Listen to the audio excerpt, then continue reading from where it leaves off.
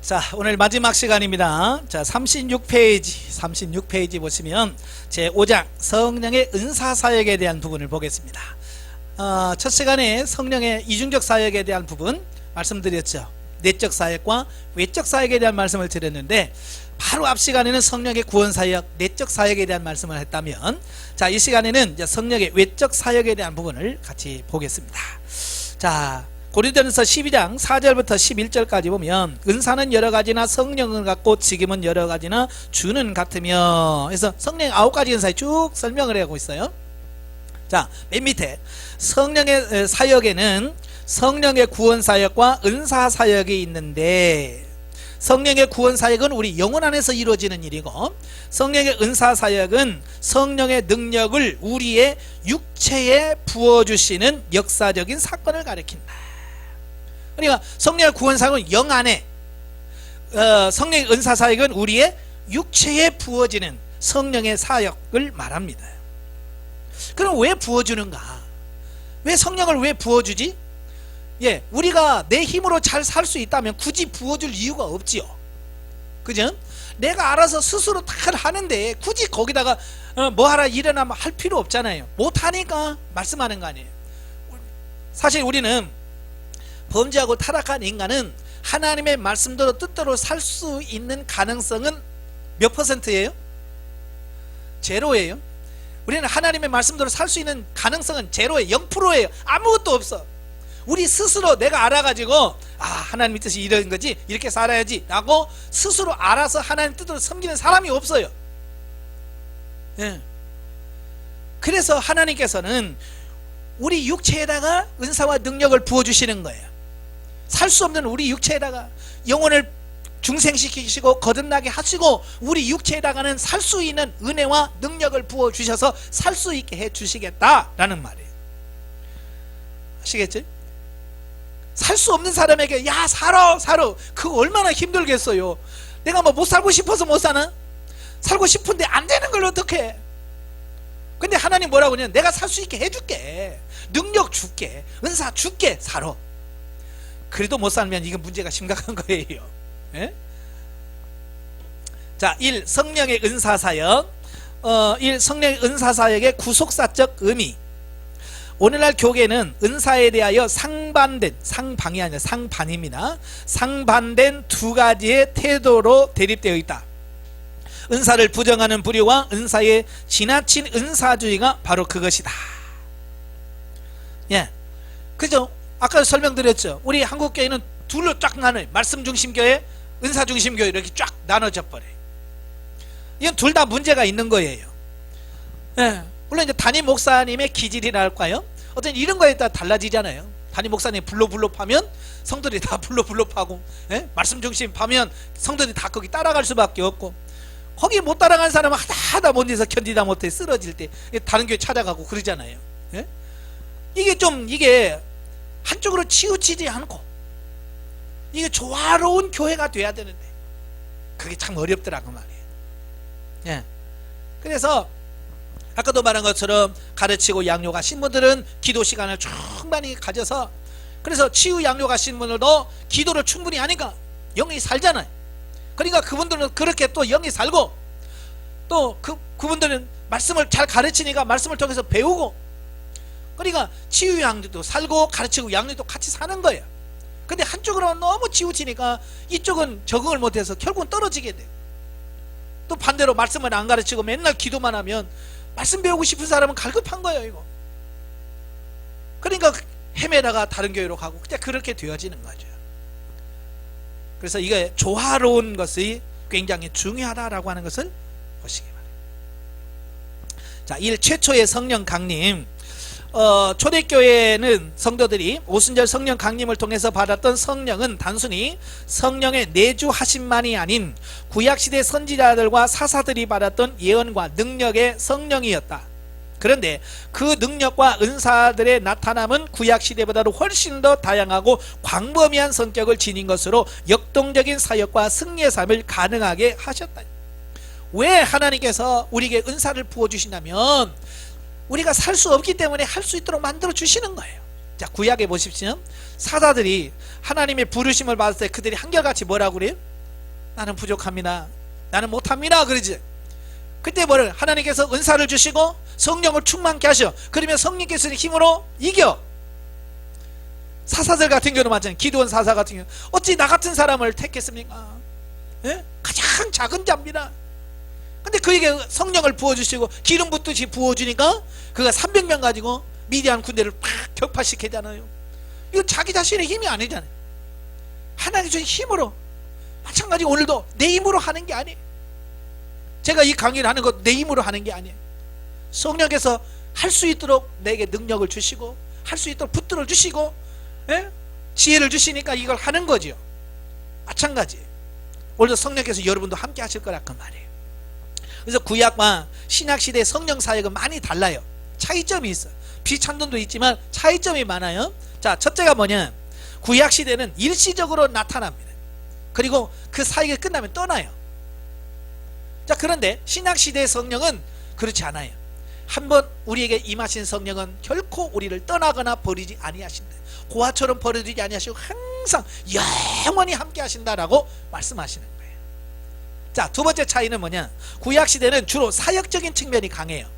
이게 사사라든지 이럴 때 힘주시고 기름 부어서 쓰실 때 일하는 목적으로 주로 성령 충만이 나타나요. 자, 그런데 신약시대는 사역적인 부분도 있지만 내면적인 변화, 삶의 변화를 일으키는 부분이 훨씬 더 강하다 그 말이에요. 그러니까 옛날처럼 은사를 통해서 죽은 사람 살리고 막 그런 것은 예전보다 훨씬 더 약하지요 지금이. 그죠? 그러니까 많은 사람들이 구약을 자꾸 부러워해요. 근데 구약은 육신을 살리는 어떤 부분이라면 신약은 영을 살리는 부분이에요. 자, 그래서 성령의 역사도 구약과 신약의 차이예요.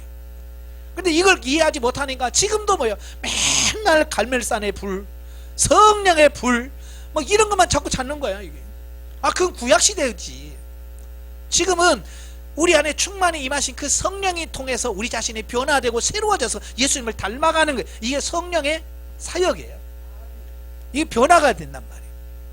그 다음에 세 번째는 구약은 제한적이고 특별한 선택을 받은 자들에게만 임했어요. 아무나 성령 임하지 않아요. 사사들이나 제사장이나 뭐 선지자들이나 이런 사람들에게만 성령의 기름 부음이 있어요. 그러나 신약시대는 뭐예요, 남녀노소 남정과 여정과 상관없이 모든 사람에게 성령이 임한다. 이 차이가 있어요. 예, 저는 가끔 이 시대에 구약에 태어나지 않고 이 시대에 태어난 게 너무너무 감사해요. 만약에 구약에 태어났다면 진짜 하나님이 나 같은 걸 쓰긴 하겠어요. 근데 신약시대라 우리 같은 사람도 택해서 성령의 기름 붓듯이 부어주시고 우리를 쓰신다는 사실이에요. 자, 두 번째, 말세에 부어주신 성령입니다.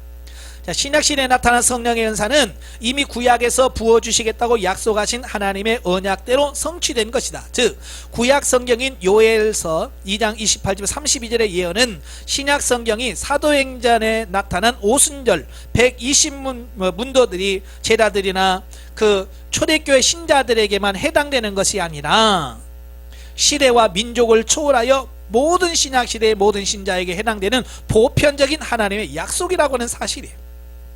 그러니까 우리 같은 사람들이 우리나라에서 아니란 말이에요. 그 오순절날 임하는 그 성령은 이제는 나라 민족 모든 걸 다 초월해 버렸어. 아시겠죠?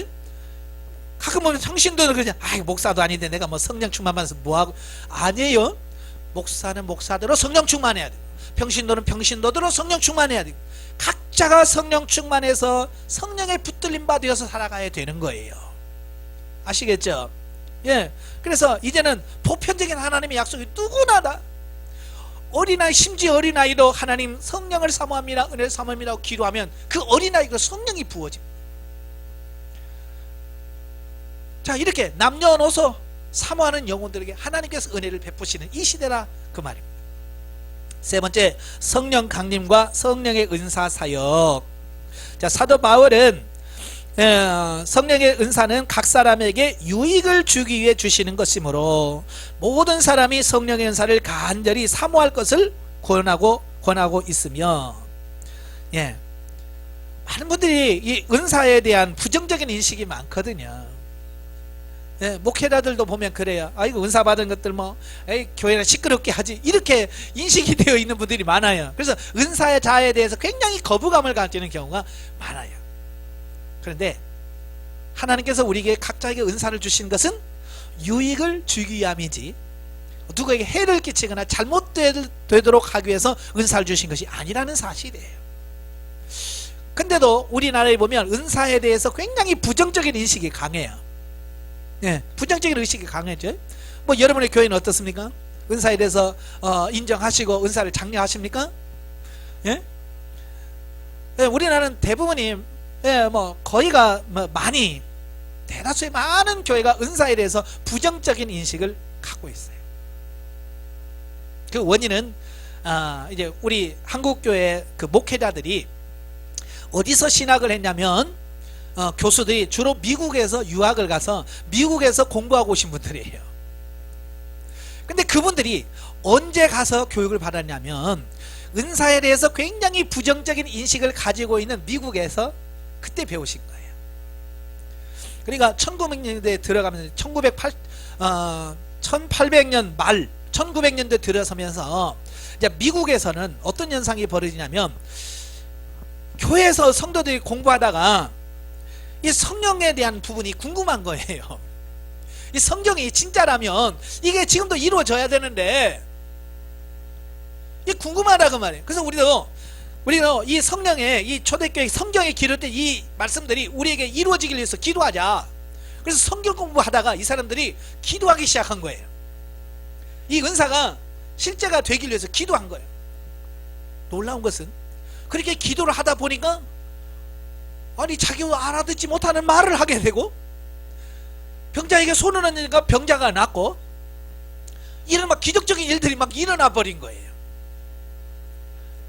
근데 문제는 뭐냐면 그때 당시만 해도 은사에 대한 지식이 없었다는 거예요. 그러니까 은사에 대한 지식이 이 초대교회에서부터 차근차근 이게 정리되고 이런 건 이런 거다, 이런 현상이 일어나고 주의사항은 뭐다, 이런 걸 처음부터 끝까지 쫙 이렇게 교육을 해놨으면 괜찮은데 성경 66권 딱 끝나고 나서 은사에 대해서 정리해 놓은 책이라든 이런 게 없어요. 그러니까 역사적으로 보면 중세 때도 가끔씩 기적이 일어나지. 수도원을 통해서 누가 뭐 병자가 나았니 뭐니 나았니 라고 돼 있지만 그걸 정리해서 이런 것은 이렇게 나타나면 뭐가 해야 돼, 이런 것이 없어요. 중세에 들어와요. 그다음에 1517년 루터가 종교개혁을 시작합니다. 종교개혁을 해서 왔지만 우리 이 종교개혁을 하면서 이 사람들은 오직 말씀으로, 그죠? 오직 말씀으로 해서 말씀을 통해서 개혁을 했어. 종교개혁을 하다 보니까 성경을 연구하고 성경을 파다 보니까 은사에 대한 부분을 놓쳤어요. 정리를 못했어요. 그러니까 종교개혁을 했지만 말씀은 강조하지만 은사 쪽은 강조하지 못했어요. 그래서 한 400년이 흘렀죠. 그러니까 은사에 대해서 너무 무지했던 거예요. 목회자도 모르고 평신도도 모르는 거예요. 그런데 기도하니까 그게 나타나 버리는 거예요. 그러니까 그걸 모르니까 주의사항이 뭔지 이걸 모르니까 막 그걸 할 수밖에 없는 거죠. 왜? 나오니까. 그냥 방언 받아보신 분들 어때요? 그냥 주여 그러면 그냥 자동적으로 방언이 나오지? 내가 하고 싶으면 막 그게 막 나온단 말이에요. 충만하면 막 나와. 그러니까 옆에 있는 사람이 뭐 쓸데없는 소리 하냐고 막 그러면 막 맞고, 그럼 이 사람은 더 세게 하고. 왜? 모르니까. 그러니까 교회에 분란이 생기기 시작하는 거예요. 점점점 교회에서. 그래 담임 목사도 뭐 은사를 알아야 뭐가 이건 뭐 말을 할 텐데 은사에 배운 적이 없잖아요. 왜냐하면 수백 년 동안 은사에 대해서 거의 가르친 적도 없으니까. 그래서 부랴부랴 미국에서 신학자들을 모아서 연구해라.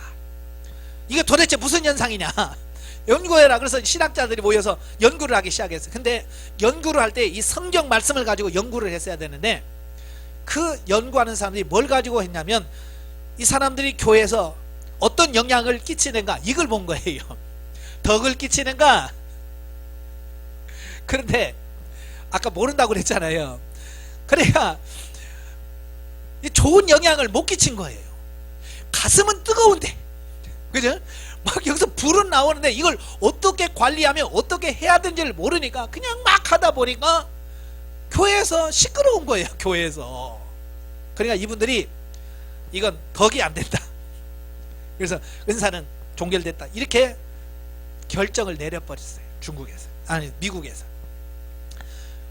이제 그 신학자들이 뭐 은사는 종결되고 끝났다. 이건 잘못된 거다라고 하니까 신학생 거기서 배운 사람들은 다 아냐 뭐예요. 그렇게 알 수밖에 없는 거예요. 우리 신학자들이 다 미국에서 그런 영향을 받고 와서 여기서 은사는 종결됐다고 가르쳐버린 거예요. 근데 미국에서도 이제 두 파가 나눠진 거예요. 은사가 종결됐다라고 하는 파와 아니다, 은사는 지금도 된다, 그래서 오순절파가 생겨버리는 거예요. 예. 그래서 오순절파, 우리도 이제 순복음파가 이제 그 바로 이제 그 계통이잖아요. 예, 우리나라도 이제 가서 오순절 그 신학을 받아와요. 근데 그분들은 신학적으로 정리가 안 돼 있잖아요. 그죠? 신학적으로 정리가 안 돼 있다 보니까 이 은사에 대해서 잘 뭐 이렇게 말씀하는 부분이 없기 때문에 자기가 막 하고 싶은 대로 하다 보니까 좀 교회가 혼란스러워질 수밖에 없어요. 그 와중에 뭐요? 또 무슨 운동이 비냐드 운동이라고 그랬잖아요. 그래서 막 성도들이 막 쓰러지고 막 개소리 내고 새소리 내고 막 짐승 소리 내고 막 그러니까 이게 도대체 이게 뭐냐, 정리가 안 된 상태에서 그렇게 되어지다 보니까 하는 사람도 잘못하게 되고 그래서 시끄러워졌어요. 그래서 은사가 별로 그렇게 큰 유익을 주지 못하는 걸로 결론을 내려버렸어요. 그런데 사실 은사는 하나님께서 우리에게 주실 때에 그러라고 준 건 아니거든요. 교회의 덕을 세우고 자신의 덕을 세우라고 준 건데 몰라서 그런 거예요. 그러니까 이게 누구 책임이에요? 목회자 책임이에요. 이걸 연구하고 이건 도대체 정확하게 뭐다라고 해서 가르쳐서 알게 하고, 그래서 주의사항 할 때 이런 걸 주의해야 되는구나, 이런 걸 알려줘서 그들이 살아갈 수 있도록 진짜 믿음으로 살아갈 수 만들어주는 역할을 해줘야 되는, 그 역할을 못한 거예요. 그래서 저도 20년 전에 21년 전에 저는 영성적인 삶을 더 연구하기 위해서 영성 아카데미에서 공부를 했어요. 그래서 2년을 공부했는데, 자, 거기서 졸업할 때 논문을 쓰라고 하더라고요. 졸업 논문을 쓸 때 뭘 쓸까? 보통 보면 내가 제일 잘하는 걸 하거든요. 내가 제일 잘 아는 거, 내가 하고 싶은 것을 하는데, 저는 가만히 봤을 때 저는 은사에 대해서 잘 모르겠더라고요. 왜? 저는 아까도 말했지만 말씀파거든요. 말씀 쪽이니까 은사에 대해서 잘 몰라요. 그래서 이번 기회에 내가 은사에 대해서 연구해 봐야 되겠다. 그래서 제가 시중에 있는 은사에 대한 책은 다 샀어요. 그때 당시 나온 서점에 있는 영성, 은사, 은사, 성령 이런 글자만 나오면 무조건 샀어요. 기독교 서점 가서 그러니까 성령자, 은사자 이런 거 들어있으면 다 샀어요. 그리고 선배 집에, 선배 목사님이나 친구 목사님 집에 가서 쫙 서재부터 봐서 그러니까 성령, 은사자 있으면 다 빌려와요. 그래서 쌓아놓은 게 한 100권 정도 돼요. 거의 100권이 돼요. 96권인가 돼요. 이만큼 쌓아놓고 이제 그걸 읽기 시작하는 거예요. 쭉 읽어가니까요, 그렇게 새로운 책이 별로 없어요. 왜냐하니까 이 책 뺏기고 만드는 책이라서 이 내용이나 이 내용이 똑같은 거야. 그냥 이름만 다르지 그 내용이 똑같은 거예요. 그래서 그걸 다 골라내니까 한 25권?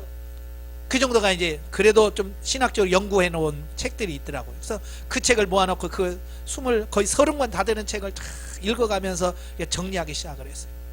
그래서 제가 고린도전서 12장에 나오는 성령의 9가지 은사에 대한 고찰이라고 하는 논문을 썼어요.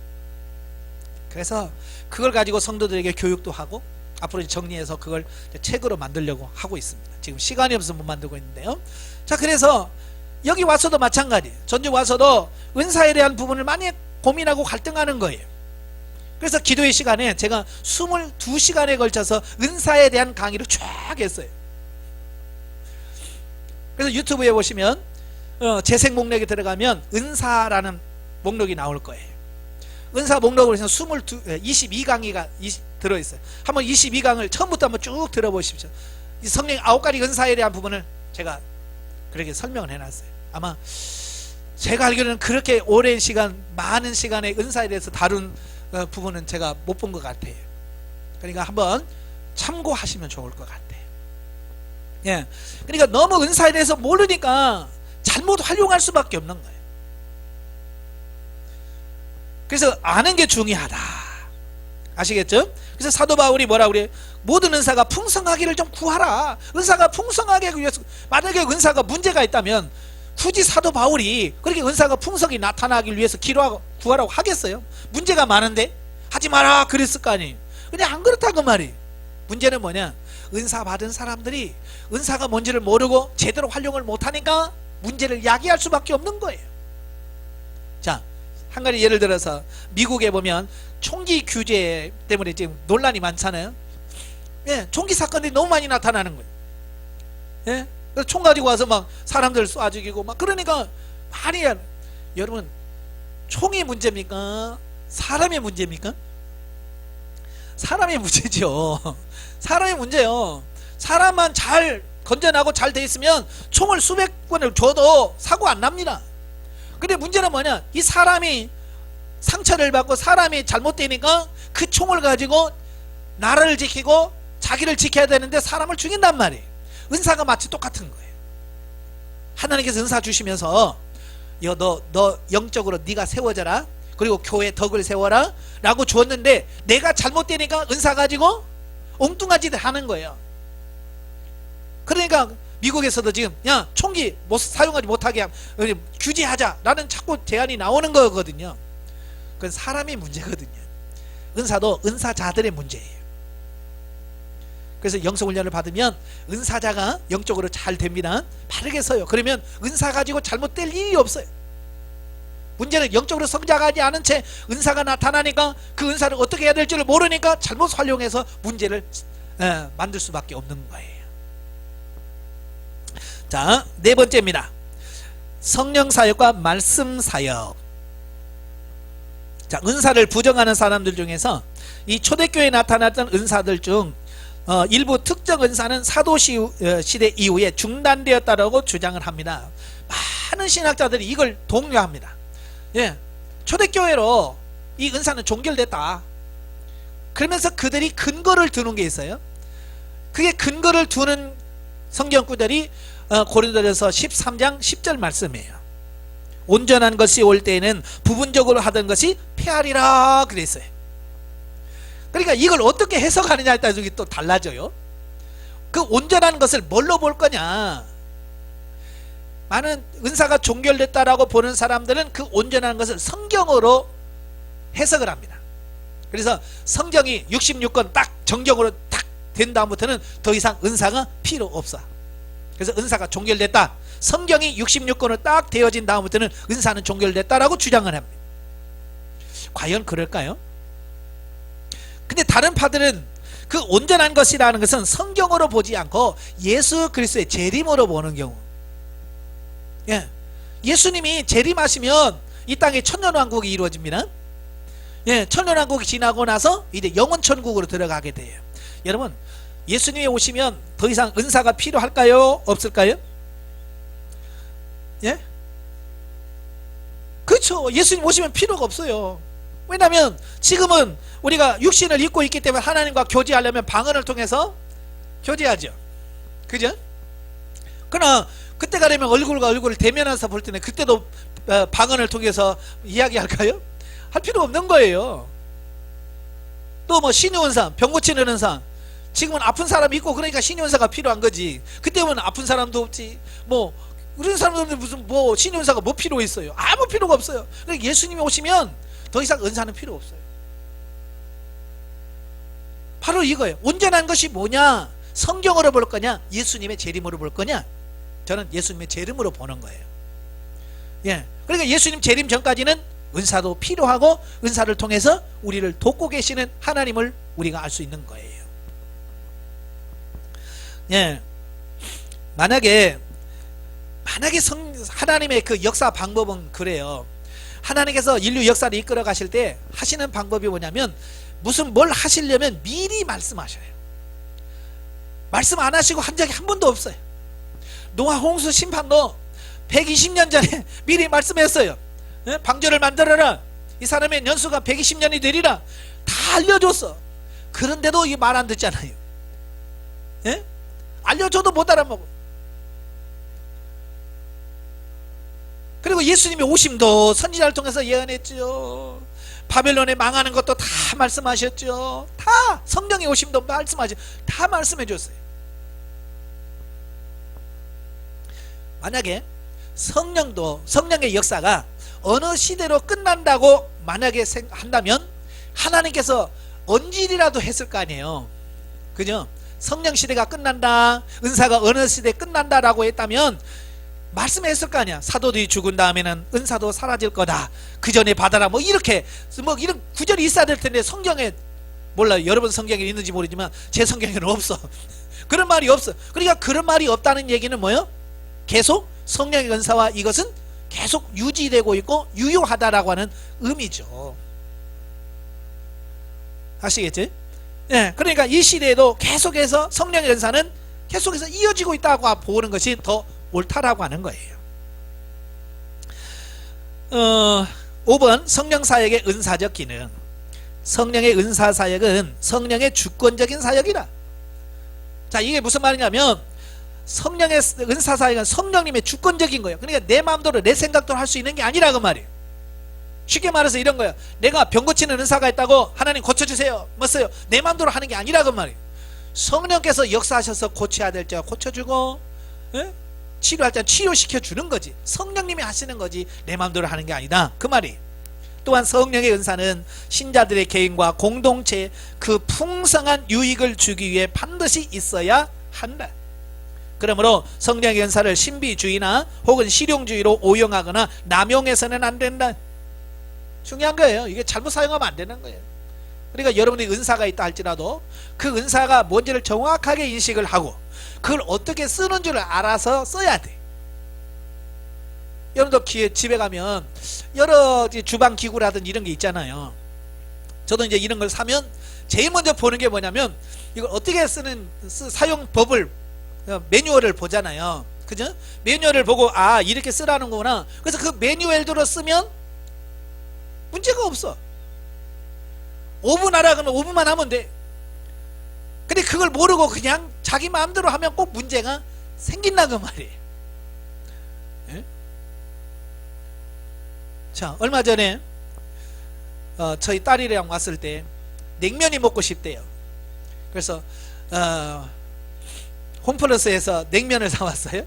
그 끓여서 이렇게 물 육수 부어서 먹을 수 있는 그 냉면 다 돼 있잖아요.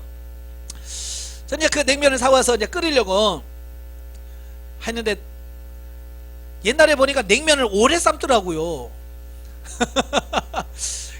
냉면을 오래 막 10분 막 이상 팍팍 삶더라고요. 나는 그 생각만 하고 그냥 읽어보지도 않고 그냥 뜯어가지고 막 비벼가지고 일일이 띈 다음에 물 팔팔 끓길래 넣었어요. 넣어서 이제 저으면서 이제 이거 익히는데요. 아니 1분도 안 됐는데 얘가 좀 풀어지는 느낌 있잖아요. 그게 익어가는 느낌이 아니라 풀어지는 느낌이 이상하나? 내가 알기로는 한 10분 정도는 해야 이게 익는데 왜 이게 이렇게 풀어지지? 그때서야 내가 이거 안 봤다. 그래서 빨리 다시 휴지통에 뒤져가지고 딱 봤더니 30초만 삶으래. 30초만 삶으래. 그래서 얼른 막 한 1분 30초 삶았거든요. 그러니까 이게 풀어진 거야. 그래서 얼른 불 끄고 가스레인지를 끄고 막 씻어서 했더니 얘가 풀어져 가지고요. 좀 이제 쫄깃쫄깃한 맛이 없어져 버렸어요. 참 그걸 보면서 매뉴얼을 정확하게 보고 했어야 되는데 오늘날도 마찬가지로 왜 은사를 잘못 쓰느냐? 매뉴얼이 없는 거예요. 매뉴얼이 어떻게 이걸 해야 되는지 어떻게 사용해야 되는지 이걸 대한 책이 없으니까 그냥 자기 멋대로 자기가 생각대로 이렇게 하면 되겠지. 너 이렇게 하던데 누구는 이렇게 말하던데 그래서 그것대로 하니까 문제가 생겨지는 거예요. 정확한 지식이 필요하다 그 말이에요. 자, 그래서 매뉴얼을 정확하게 아셔야 된다. 그래서 두 번째 성령 은사의 종류. 성경에 보면 우리 이제 은사 그럼 이제 고린도서 12장만 생각하기 쉬운데요. 그렇지 않아요. 성경에 보면 성령의 은사의 종류가 굉장히 많아요. 학자들마다 좀씩 주장하는 게 다른데요. 어떤 분은 성경에 나오는 은사가 총 19가지다. 어떤 사람은 20가지다. 어떤 사람은 30가지다. 어떤 사람은 32가지다. 뭐 이렇게 나누어요. 예. 하여간 은사는 다양한 거예요. 크게 은사를 구분하면 세 종류로 나눕니다. 에베소서 4장 11절 이하의 말씀은 직분으로 주시는 은사. 그러니까 여러분들이 교회에서 집사, 권사, 장로, 안수집사, 목사 뭐 이런 직분이 주어지죠. 이 직분도 은사입니다. 하나님이 주신 선물이에요. 아시겠죠? 그러니까 여러분이 주신 직분을 잘 감당할 수 있기를 바랍니다. 자, 그 다음에 로마서 12장 6절부터 8절에 보면 봉사적 개념의 은사를 말씀해 주고 있어요. 거기 보면 사도 바울은 섬김, 근면, 나눠짐, 지도력, 긍휼, 베품과 같은 달란트적 개념으로 임하는 은사를 말씀해 주고 있어요. 그리고 고린도서 12장에 보면 지혜, 지식, 방언, 통역 등 성령의 9가지 은사를 언급하고 있는데 이건 권능적 차원의 은사입니다. 그러니까 에베소는 직분적 차원의 은사, 로마서 12장은 봉사적 개념, 달란트적 개념의 은사, 그 다음에 고린도전서 12장은 권능적 차원의 은사, 이렇게 종류가 세 종류 있다라고 하는 걸 우리가 기억하시면 좋겠어요. 자, 그래서 주로 우리가 성령의 9가지 은사를 많이 이제 다룰 거예요. 왜냐하면 그 직분이라든지 봉사적 개념은 개인적인 부분이거든요. 개인적인 부분이면서 교회에 봉사하기 위한 어떤 그런 은사들이에요. 그런데 이 고린도전서 12장은 개인의 덕을 세우는데 아주 유용한 은사들이라 그 말이에요. 아시겠죠? 뿐만 아니라 이 은사를 통해서 교회에다가 섬겨서 공동체를 섬기는 데 필요한 은사들이라. 그러니까 개인뿐만 아니라 교회를 섬기는 데 가장 중요한 은사가 성령의 9가지 은사다라 그 말이에요. 그래서 이 훈련원에서는 이 은사, 고린도서 12장에 나오는 은사를 특별하게 다루고 있다는 걸 기억하시면 좋겠습니다. 자, 그래서 이제 방언부터 쭉 나오게 되어지는데요. 이 은사에 대한 부분은 이제 훈련 과정에 들어가면, 입문 과정이 끝나고 훈련 과정에 들어가면 이 부분에서 자세하게 또 설명할 거예요. 그러니까 이 시간에는 그냥 개관적으로 이런 것이 있다라고 하는 것만 알고 넘어가면 좋을 것 같고요. 자, 방언의 은사가 있습니다. 그 다음에 방언 통역의 은사.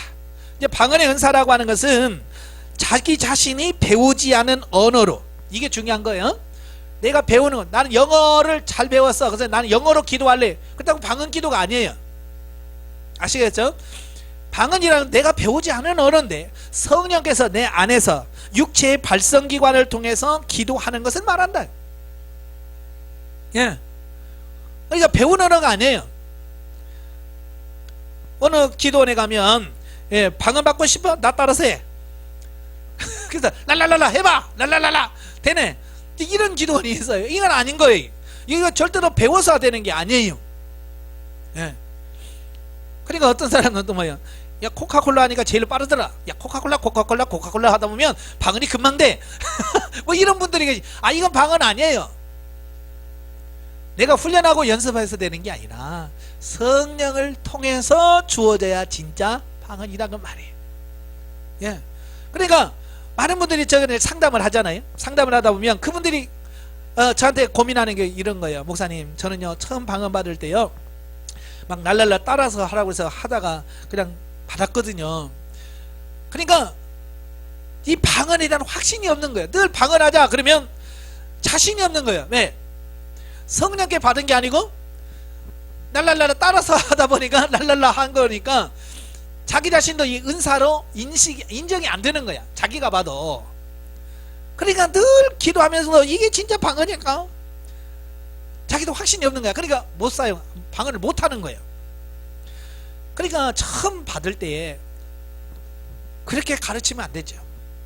좀 더디더라도, 좀 안 되더라도 하나님께 기도하면서, 정식으로 기도하면서 성령을 통해서 받아요. 그런 확신을 가져. 예. 근데 그게 안 되니까 그렇게 방언에 의심을 하는 거죠. 자, 그 다음에 방언 통역의 은사입니다. 방언 통역 은사라고 뭐냐면 자기가 방언을 하면서 바로 통역을 하는 이런 은사를 가리킵니다. 방언 통역도 여러 종류예요. 딱 하나만 가지고 이게 통역이라고 말할 수 없어요. 주로 이제 방언 통역이라고 하면 내가 방언하고 바로 바로 입을 통해서 통역해 주는 경우가 있습니다.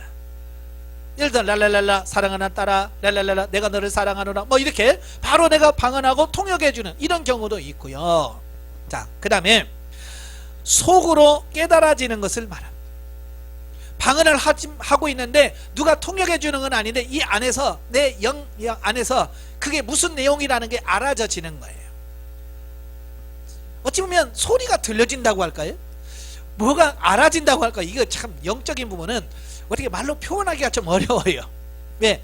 말이 아닌데 말같이 들려지고 소리가 아닌데 소리처럼 들려지고 글이 아닌데 읽혀지고 이거 뭘 어떻게 표현해요 이거? 그 신기한 거예요 이거. 말이 아닌데 말이야. 저는 이제 처음 은사를 방언 받고요. 처음 통역을 어떻게 경험했냐면 제가 20살 때에 저 경상남도 양산이라고 하는 곳에 가서 직장 생활을 했어요. 고등학교 막 졸업하고 취업을 나갔어요. 근데 그 교회는 기도를 많이 하는 교회예요. 그래서 거기서 막 기도를 해요. 금요일만 되면 청년들이 다 산에 올라가서 밤새도록 기도하는 거예요. 예? 뭔 기도인지 난 지금부터 모르겠지만 하여간 그렇게 열심히 기도했어요. 그러니까 그렇게 기도하다 보니까 막 방언이 터지고요. 예? 놀라운 일들이 막 일어나는 거예요. 그런데 어느 날 막 방언으로 기도하고 있는데 내 안에서 내 생각도 아니고 누구의 말도 아닌데 내가 기도하면서 알아져지고 들려지는 게 뭐냐면 너는 이곳에 있을 곳이 아니니 이곳을 떠나라. 그 말씀이 들려지는 거예요. 나는 그 교회가 너무 좋았거든요. 나는 그 교회 떠나지 않으려고 생각했는데 방언 안에 너는 이곳에 있을 곳이 아니 이걸 떠나라고 말씀하시는 거예요. 그러니까 사탄아 물러가라. 왜? 내 생각은 안 맞잖아요. 이 사탄아 물러가라. 그리고 막 기도하는데 또 계속 그 기도만 하면 방언만 하면 계속 그 말씀이 똑같이 들려지는 거예요. 그래서 하도 그것도 한두 번 이제 자꾸 하니까 갈등이 생기는 거야. 그래서 교회 회장님한테 제가 얘기했죠. 나는 이렇게 기도하면 꼭 이런 음성이 들린다. 그러니까 교회를 떠나라고 하는 것은 사탄이 주는 생각이니까 그걸 물리치라. 그래서 막 나도 막 사탄아 물러갈지어다 아무리 해도 이게 떠나질 않는 거예요. 기도할 때마다 도무지 그게 이해가 안 되는 거예요. 도무지. 그래서 저는 떠날 생각도 없이 그냥 계속 기도한 거죠. 그러니까 결국 회사에서 잘리게 만드시더라고요. 그때는 이해를 못했어요. 왜 이렇게 좋은 교회가 있고 이렇게 열심히 신앙생활 하려고 하는데 왜 떠나야 되나. 하나님의 계획은 내가 군대 가서 내 체질이 좀 바뀐 다음에 신학을 하고 목회를 하는 게 하나님의 계획이에요. 그게 제가 초등학교 5학년 때 4학년 때 서원하고 내가 하나님 주의 종이 되겠습니다 서원했던 부분이고요. 근데 점점 자라면서 내가 바꾼 거지. 예, 나도 돈 벌어서 나도 장로가 되겠습니다 라고 바꿨어. 예, 하나님은 안 바꾸셨더라고요.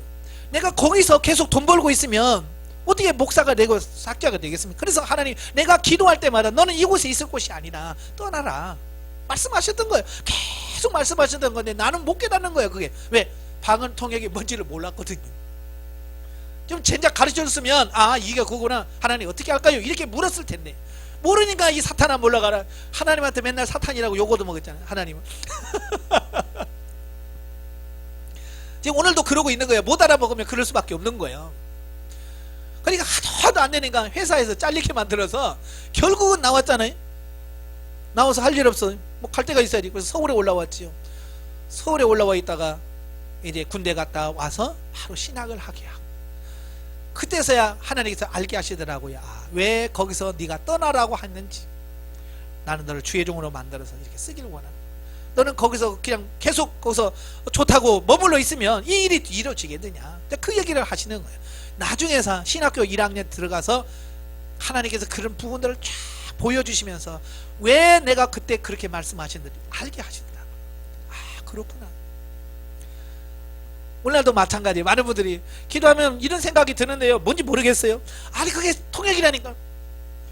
예. 근데 내 생각과 안 맞아. 그게 맞으면 참 좋겠죠. 그죠? 하나님 나 복 주세요. 그러면 내가 너를 복 주면 할렐루야 그럴 텐데, 어찌보면 정반대 얘기를 하고 있는 거예요. 나는 살고 싶은데 죽으라고 하든지, 나는 여기 있고 싶은데 가라고 한다든지, 나는 가고 싶은데 가만히 있으라든지, 이 정반대된 얘기를 하니까 우리가 에이 사탄아 물러가라 이렇게 돼버리는 거예요. 통역을 잘 몰라서 그렇습니다. 이제 앞으로 이제 하시다 보면 이 통역에 대한 부분도 하나님께서 분별력을 주시고요, 할 수 있게 만들어 주실 거예요. 그 다음에 예언의 은사, 병 고치는 은사, 능력 행함의 은사, 영부의 은사, 믿음의 은사, 지식의 말씀의 은사, 지혜의 말씀의 은사, 이 성령의 9가지 은사를 주시고 이 은사를 통해서 우리를 변화시켜 가기를 원하시는 것이 하나님의 뜻이다라고 하는 거예요. 자, 43페이지로 넘어갑니다. 43페이지에 보시면 이제 중요한 게 나오냐면 성령의 은사 사역의 목적. 하나님께서 왜 굳이 이렇게 은사 그렇게 받기 싫어하는 우리에게 은사를 받게 하시고 이렇게 하시는가? 그게 중요한 거예요. 자, 우리를 거룩한 성전으로 지어져 가게 하시는 주체는 성령님이시다. 그러므로 성령의 은사 사역의 목적은 개개인에게 주시고자 하는 유익과 공동체인 교회의 덕을 세우려는 데 있다. 이제 다음 강의에 보면 신령한 집을 짓는 생활이라고 하는 강의가 있어요. 자, 신령한 집이라고 하는 말을 많이 듣게 되어지는데요. 자, 신령한 집은 이제 눈에 보이는 집의 반대말이에요. 그러니까 신령한 집, 눈에 보이지 않는 집, 이걸 세우는 것. 자, 이걸 목적으로 바로 이 은사를 주셨다라고 하는 거예요. 자, 이 덕을 세우기 위함이라 그랬죠? 이 덕이라고 하는 말. 자, 덕 하면 여러분 생각나는 게 뭐예요? 보통 보면 뭐 예의 바르고 뭐 하면 저 사람 덕스러워, 뭐 착하지 않으면 아이고 덕이 있어, 뭐 이런 말을 쓰잖아요. 바로 그 덕일까요? 제가 그 덕이면 내가 이렇게 설명을 하겠어요? 아니니까 이렇게 하죠. 자, 그 밑에 보시면 작은 글씨가 나와요. 이 덕이라는 말은 헬라어에서 보면 오이코토메오이라는 단어다. 이 덕이라고 하는 말은 헬라어로 오이코토메오라는 말이에요. 자, 이 말은 이 오이코스라고 하는 말과 도메오라는 말이 합쳐져서 생긴 말이에요. 합성어죠. 그래서 이 영어식으로 말하면 오이코스는 뭐냐면 하우스, 집이에요. 집이란 말이에요. 그 다음에 이 도메오라고 하는 말은 빌딩, 집을 짓는다 그런 뜻이에요. 짓는다. 그러니까 우리가 생각했던 그 덕하고 지금 성경에서 말하는 오이코도메하고는 같아요? 달라요? 전혀 다른 거예요. 전혀 달라. 그러니까 이 덕이라는 의미를 정확하게 알아야 돼. 덕이라는 뭐냐? 집을 짓는다는 거예요.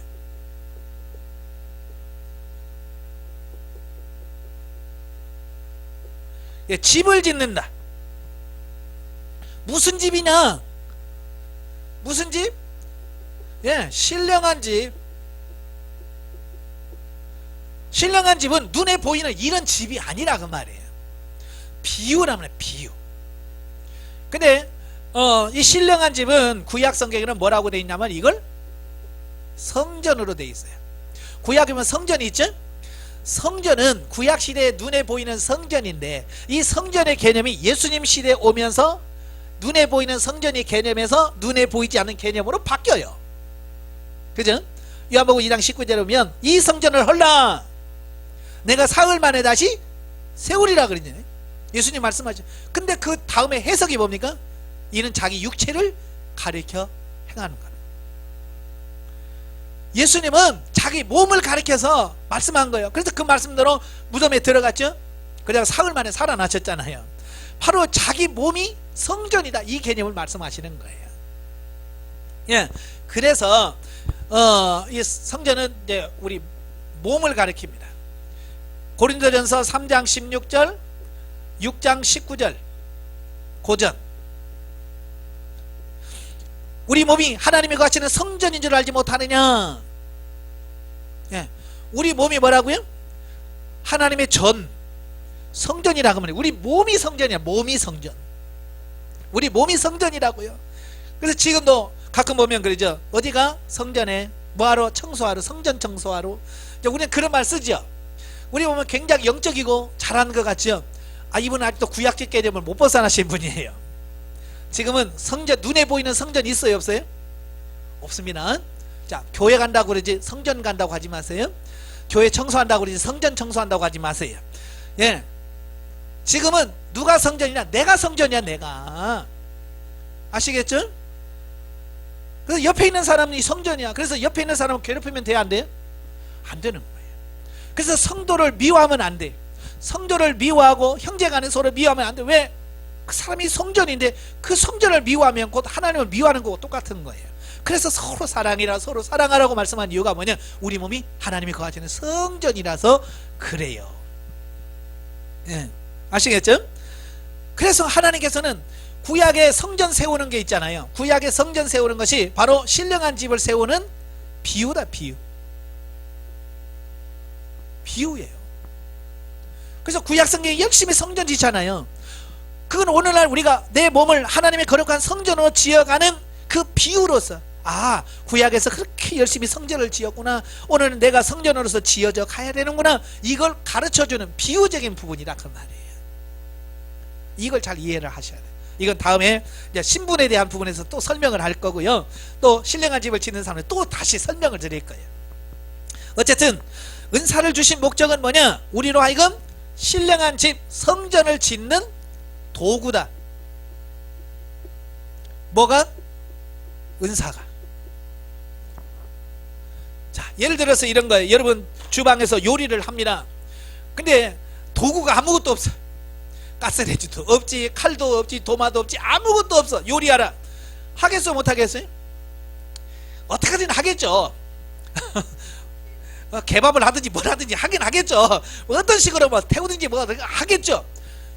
왜? 도구가 없으면 안 돼요. 그래서 여러분이 주방 가면 냄비도 큰 거부터 작은 거, 용도에 따라서 찜기 뭐 굽는 거 다 있잖아. 그래서 용도에 맞게끔 구우려면 구운 거, 찌개 끓는 찌개 끓는 거, 이거 다 사는 거예요. 그게 도구가 많으면 요리하기가 편한 거예요. 집을 짓는 것도 마찬가지예요. 신령한 집을 짓는 도구인데, 은사인데, 은사가 다 갖추고 도구가 다 있는 사람은 쉽게 고친단 말이에요. 집을 쳐. 근데 도구가 없는 사람은 얼마나 힘들겠어요. 그죠? 여러분 집에 도구가 없으면 어떡합니까? 그죠? 옆집에 가서 혹시 철이 엄마 이거 있어? 없으면 또 옆집 가서 있어? 그래서 빌려고, 그것도 없으면 어떻게 사와야 되잖아. 그래야 일을 되니까. 마찬가지란 말이야. 이런 은사를 충분히 내가 가지고 활용하면 신령한 집을 나 혼자 성령님과 더불어 살아가는데, 그게 안 되어지면 다른 사람의 도움을 받을 수밖에 없다 그 말이에요. 아시겠지? 참 옛날에 집 짓는 거 얼마나 어려웠어요. 그죠? 옛날에 집 짓는 거 어려웠어요. 근데 지금 집 짓는 거요, 그렇게 그 사람도 어려운지 모르지만 우리가 볼 때 너무 쉽잖아요. 아파트 집 짓는 거 보세요. 자고리나 올라가 있지, 자고리나 올라가 있지, 뭐 그렇잖아요. 옛날처럼 등에다 짊어지고 벽돌 나르고 콘크리트 날라서 그 20층 30층 집 짓려면 어느 세월이 짓겠어요? 수십 년 걸리겠죠.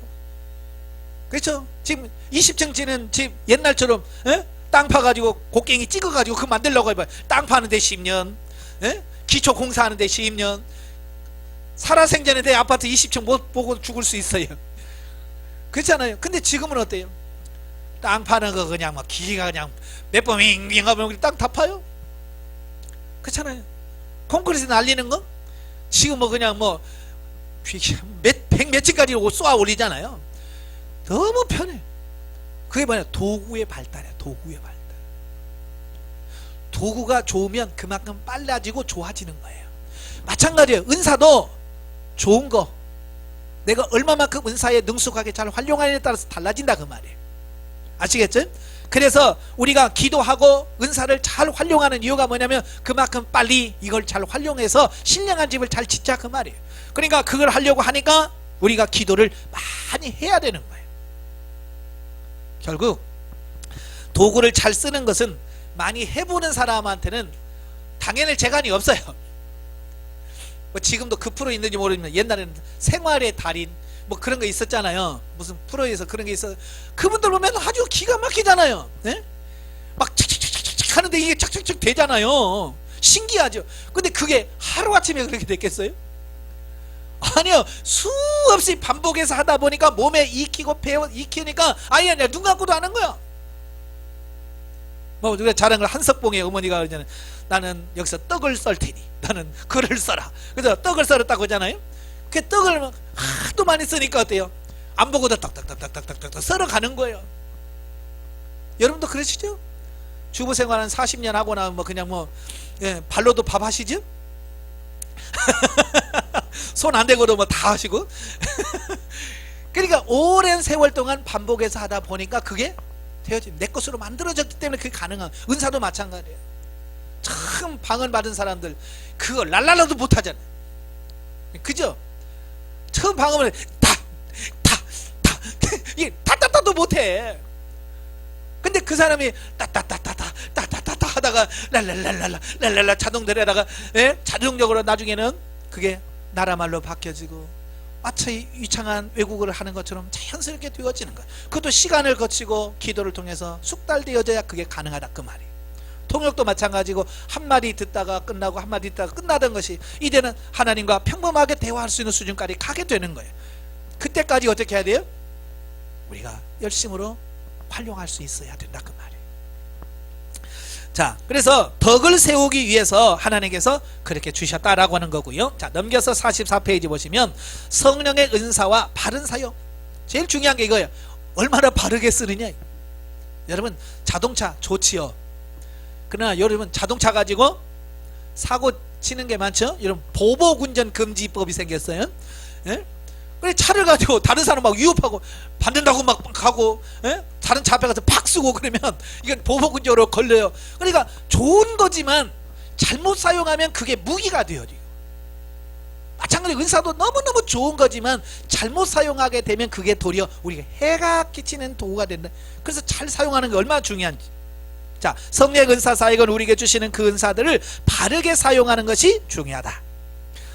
자기 육신의 이기적인 목적을 위해서 사용하면 절대 안 된다. 자기 육신의 이기적인 욕심을 가지고 자기를 위해 쓰면 안 돼요. 그 다음에 하나님의 뜻대로 사용해야 된다. 그리고 하나님 중심, 교회 중심으로 사용해야 된다. 참 이게 중요한 거예요. 그러니까 은사가 강하면 은사를 통해서 사역할 수 있죠. 아픈 사람 놓고 기도하면 치유가 됩니다. 처음에는 하나님의 은혜로 하죠. 그런데 이제 고침받은 사람이 얼마나 고마워요. 그죠? 그러니까 고마우니까 아이고 고마워요 하고 이제 봉투에다가 감사한 것이 조금씩 한단 말이에요. 5만 원도 하기도 하고 만 원도 하기도 하고. 처음에는 아이고 이런 거 하지 마세요 하지 마세요 그러다가 그 습관이 되면요 이게 이제 받는 게 쏠쏠한 재미가 돼요. 그래서 나중에는 뭐라고 그래? 나는 뭐 100만 원 안 가지면 안 해줘 뭐 이렇게 된단 말이에요. 사람이 처음부터 그랬겠어요? 하다 보니까 마음이 변질되어서 그런 경우가 생긴다 그 말이에요. 그러니까 변질되지 않도록 자기를 다스리는 게 이게 중요한 거예요. 그래서 이기적인 목적으로 쓰지 마라 그 말이에요. 제가 아는 분은 자기한테 안수 받으려면 최소한 300만 원은 갖고 와야 된대. 300만 원을 현금 봉투에다 딱 갖고 와서 줘야 안수해 준다는 거예요. 이거 완전히 타락한 거지. 영혼을 사랑하면 그게 문제겠어요. 그 다음에 하나님 중심, 교회 중심이에요. 특별히 교회 중심이에요. 은사는. 그러니까 예를 들어서 이런 거예요. 내가 방언을 잘해요. 근데 우리 교회는 방언을 못해요. 또 목사님이 방언하지 마라. 그래서 전체 교인이 방언 안 하고 조용히 기도합니다. 그러면 그 교회에서는 어떻게 해야 되나요? 내가 방언 기도해서 이 교회를 싹 뜯어 고쳐야지. 그래서 확 해야 됩니까? 이건 아니라고 말이에요. 덕을 세우고 교회 유익을 끼쳐야 돼. 그렇게 훈련되어진 교회는 떠들고 기도하면 사람들이 기도를 못 하잖아요. 그죠? 그럴 때는 조용히 같이 기도해 주는 거예요. 그리고 주변에 아무도 없고 나 혼자 기도할 때는 방언하더니 뭐라는 상관없어. 그러니까 내가 아무리 은사가 강해도 교회에 덕이 되지 않는다면, 유익이 되지 않는다면 절제할 수 있는 그런 부분이 돼야 된다 그 말이에요. 그러니까 절제하지 못하니까 교회에 문제가 생기고, 문제가 생기니까 결국 교회에서 핍박을 받게 되고 쫓겨나게 되고 그렇게 되어지는 거예요. 그래서 은사를 활용할 때 지혜롭게 활용할 줄 알아야 된다. 이걸 말씀해 주고 있습니다. 자, 그러면서 자, 우리가 이 도구를 통해서 하나님의 일할 수 있는 그런 참 삶이 되길 바랍니다. 자, 이렇게 해서 오늘 강의를 마치도록 하겠습니다. 성령의 은사 잘 나타나도록 여러분 기도 많이 하시고요. 또 나타났을 때 얼마나 바르게 성경적으로 활용하는지 그런 부분에 유의하시면서 신령한 집을 짓는 도구로서 은사를 잘 활용하시는 여러분 되시기를 바랍니다. 기도하겠습니다. 은혜로우신 아버지 감사합니다. 오늘도 우리를 사랑하셔서 귀한 말씀을 주셔서 감사합니다. 하나님께서 우리를 신령한 집을 짓는 도구로 이 은사를 주셨사온데 이 은사를 활용함으로 우리를 아름답게 신령한 전으로 세워가는 우리가 될 수 있도록 도와 주옵소서. 기도할 때마다 하나님 함께하여 주시고 성령으로 충만케 하시고 넉넉히 승리하게 하옵소서. 예수님의 이름으로 감사하며 기도합나이다. 아멘. 하나님께 영드립니다.